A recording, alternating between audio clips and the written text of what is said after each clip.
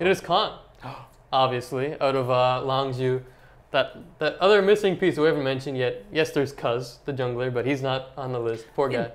4 out of 5 in the top 10 is that good? Pretty impressive. It's basically like Fnatic in the EULCS and their all-star team. Yeah. So, yeah, it's Khan. And the reason that I think he's our #1 player at Worlds is, yes, it's his first World Championship appearance, doesn't have that experience, but man, when you look at his mechanics and what he's done on champions like Jayce, which don't really see much play in other regions or even in other LCK top laners' hands, this guy is insane at taking over games. And even if he gets towered, he survives it, turns it around, gets some kills. Man, the guy's nuts. And right now the top lane meta is shifting away from tanks. So if he gets his hand on these Camilles, these Jaxes, Jayce, obviously, and you get him 1 kill, or even in this lane, he can take it over by himself.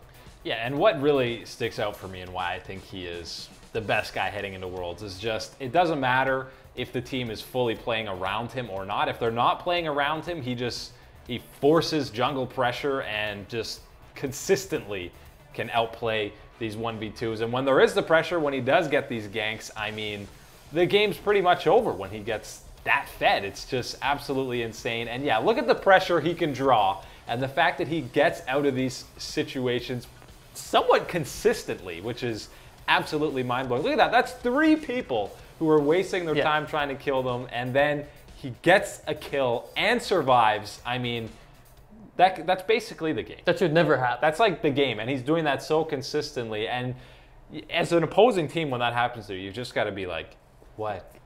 Man, we committed so many resources to that and didn't even get him. So the fact that he can have no jungle pressure and just influence the map that heavily is so insane. And even in a lot of these team fights he's involved in, you'll see he'll either show up late or maybe just kind of be zoned out for a while, and then he'll come in 1v2, 1v3. He did that against SKT, get a couple of kills, and then still get away. And it's like, well, that is just a complete swing for the team fight when he gets these comfort picks. And he has just been a man on a mission this split. And again, something I did not see coming. No, and for Khan explicitly, in 2017, people were playing tanks. Yep. And this was one guy who just refused to like go to that meta and just join everyone else and be like, all right, I'll play Shen and Maokai. He's like, no, I'm going to pick these guys. I'm going to win this lane, and then I'm going to win the game. And he did that time after time, and that's part of what drove Longzhu to this championship. Over teams like SKT, over Samsung, over everyone else, it was Khan just kind of doing his own thing, split pushing on these carried top laners, and dominating everyone. Yeah, he's living the Huni dream. That's right.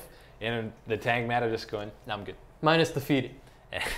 Minus the Huni feeding. Very important aspect. Not a whole lot of Lucian top right. That he's been dominating on, but I mean, yeah, this guy is just an absolute force, and pretty much any top lane matchup, not even just his group, going forwards, whoever is matched up against him, like, they are going to be shaken in their boots. Even you might even be hesitant to send jungle help up there unless it's almost like a guaranteed gank, because he has just such a great game sense. He seems to know where the gank's coming from and plays at such a perfect spot in the lane that he is in that range to get out of it.